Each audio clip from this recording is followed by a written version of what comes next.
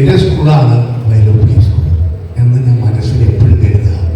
ഞാൻ ഇതിൽ ബസ്സിൽ പോകുമ്പോഴും കാറിൽ പോകുമ്പോഴും ആ കൃഷ്ണപട്ടണത്ത് തിരിഞ്ഞ് ആ വളർന്നു വരുമ്പോൾ ആ ഹൈസ്കൂളിലേക്ക് നോക്കി വന്നിക്കാതെ ഈ വഴി കൂടെ ഞാൻ പോകാറില്ല.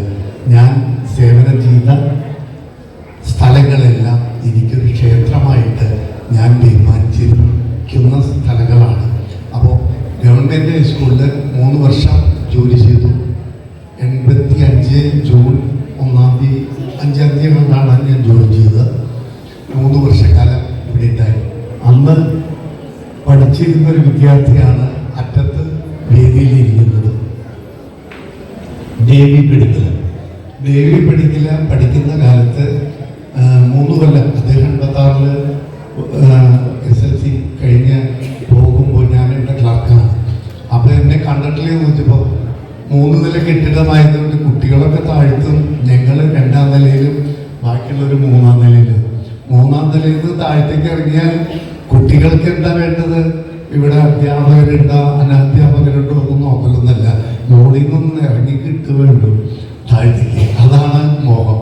അപ്പം അതുകൊണ്ട് അദ്ദേഹം എന്നോട് വളരെ നിഷ്കളങ്കമായിട്ട് പറഞ്ഞു, നമ്മളൊക്കെ അതുവരെ ശ്രദ്ധിക്കാറുണ്ട്.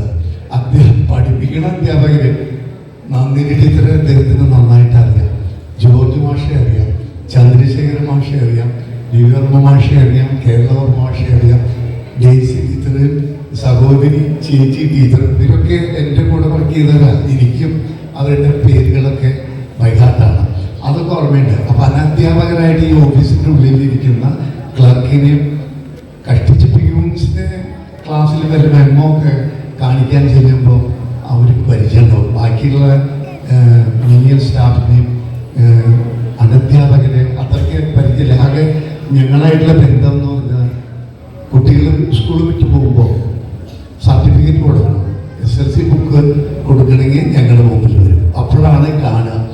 ഇല്ലെങ്കിൽ ഇവരത്രയ്ക്ക് മിടുക്കന്മാരാണെങ്കിൽ ഇടയ്ക്ക് ഓഫീസിലേക്ക് വിളിച്ചു വരും അഡ്മിനിസ്ട്രേഷൻ, അപ്പോഴും കാണാം. പിന്നെ സ്കൂൾ വിട്ട് പോയി കഴിഞ്ഞാൽ ചിലവരൊക്കെ പഠിപ്പ് ഇടയ്ക്ക് വെച്ച് നിർത്തി പോകും, അവരൊക്കെ വീണ്ടും സർട്ടിഫിക്കറ്റിന് ആയിട്ട് വരും.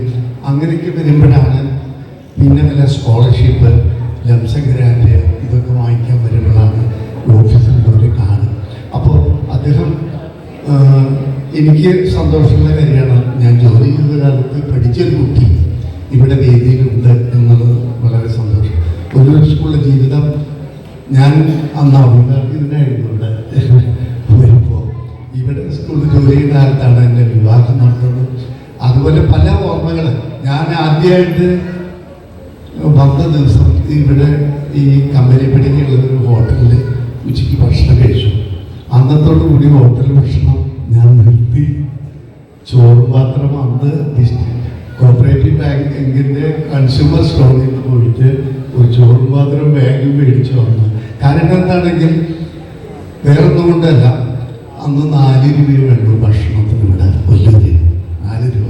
പക്ഷേ വീട്ടിൽ അമ്മ ഉണ്ടാക്കി തരുന്ന ഭക്ഷണം ഹോട്ടലിലെ ഭക്ഷണത്തിന് സ്വാദ് വ്യത്യാസമുണ്ട്. ഇത് കുറേ ക്വാളിറ്റി കൂടുതലാണ്. വീട്ടിലെ ഭക്ഷണം കഴിച്ച് ശീലമുള്ളൂ. അപ്പം നല്ലത് കഴിക്കാൻ അത്രയ്ക്ക് എന്തുകൊണ്ടും നല്ലത് വീട്ടിൽ നിന്ന് ചോറ് കൊണ്ടുവരിക. അന്ന് ചോറ് മാത്രം മേടിച്ചു. ഈ കഥ മുതൽ നിരവധി കഥകൾ